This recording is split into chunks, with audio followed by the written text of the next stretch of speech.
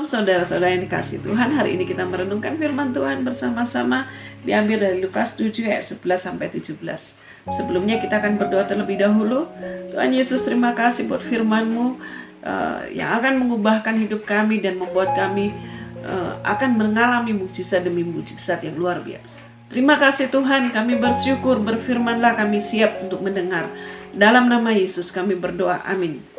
Pada suatu hari Tuhan Yesus bersama murid-muridnya berjalan ke sebuah kota yang bernama kota Nain yang ada di daerah Galilea. Ya, ketika rombongan ini mau masuk ke gerbang kota, mereka bertemu dengan sebuah rombongan yang sedang mengusung jenazah.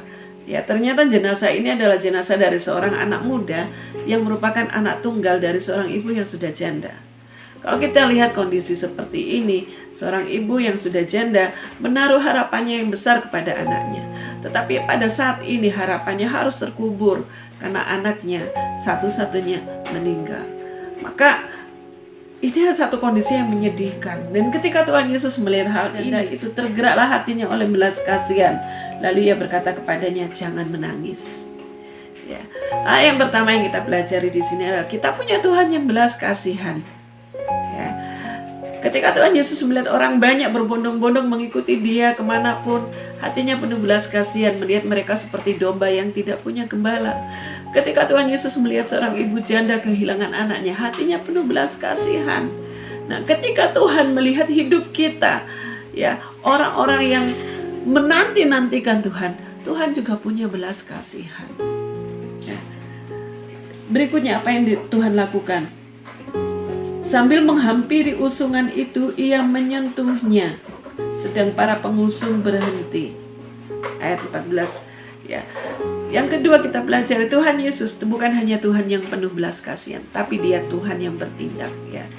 Pada masa itu orang Yahudi tidak boleh menyentuh jenazah. Kalau berani menyentuh jenazah, dia dianggap najis pada hari itu.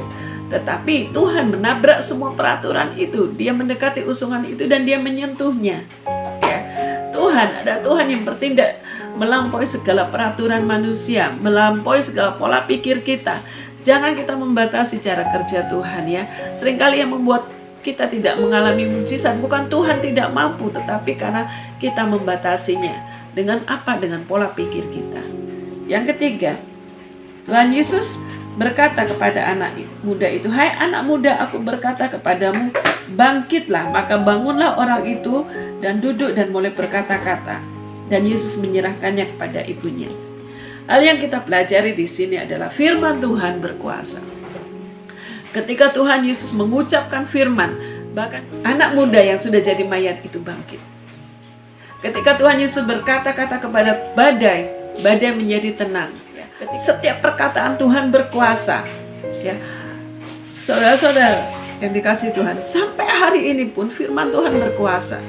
Betapa ajaibnya kalau firman Tuhan itu ada di dalam mulut kita dan kita perkatakan setiap hari. Maka kuasa yang sama itu akan terjadi. Karena firman Tuhan tidak pernah berubah dari dulu, sekarang, dan selamanya. Ayat 16 dikatakan yang melihat tadi, ya, ketakutan dan mereka memuliakan Allah sambil berkata, seorang nabi besar telah muncul di tengah-tengah kita dan Allah melawat umatnya.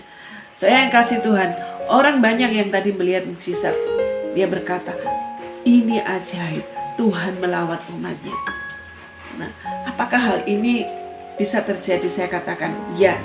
Ya, ketika kita punya iman, kita percaya Tuhan punya belas kasihan sama kita dan Tuhan bertindak dan firman-Nya kita perkatakan, maka itu akan terjadi mukjizat. Dan itu akan membuat orang banyak menjadi takjub dan memuliakan Allah. Saudara yang kasih Tuhan, firman Tuhan berkata tidak ada yang mustahil buat Tuhan. Tetapi juga bagi orang percaya tidak ada yang mustahil. Mari tetap percaya, mari tetap berharap, dan mari tetap bersemangat karena kita punya Tuhan yang dahsyat. Tuhan Yesus memberkati. Mari kita berdoa. Tuhan, terima kasih buat firman-Mu pada hari ini. Engkau memberkati kami Tuhan dengan firman-Mu.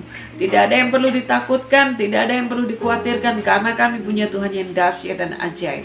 Taruh perkataan-perkataan iman, firman Allah di dalam hidup kami. Dan buat kami memperkatakannya Tuhan. Dan kami akan melihat mukjizat. Di dalam nama Tuhan Yesus kami berdoa dan bersyukur. Amin. Amin. Tuhan Yesus memberkati.